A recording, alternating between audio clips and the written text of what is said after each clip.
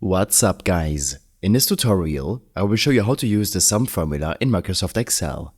The sum formula is one of the most fundamental and frequently used functions in Excel, perfect for quickly adding up numbers. Let's begin by opening your Excel file that contains the numbers you want to sum up. Now, I'll walk you through two methods to use the sum formula. In our first method, we will use the AutoSum feature integrated into Excel. First, click on a cell where you want the total to appear. This is typically right below a column of numbers or at the end of a row.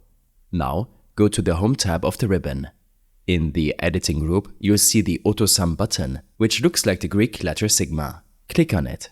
When you click AutoSum, Excel automatically selects what it thinks is the range you want to add. If the selection is correct, simply press Enter.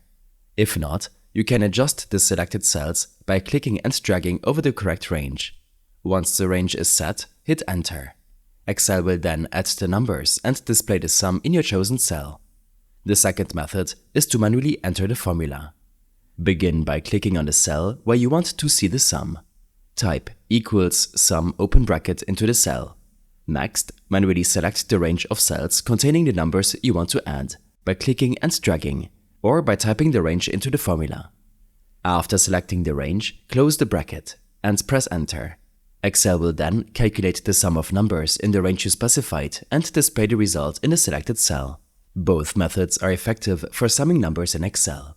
The AutoSum feature is a quick and easy option, while manually entering the formula gives you more control over the specific cells you include in your calculation.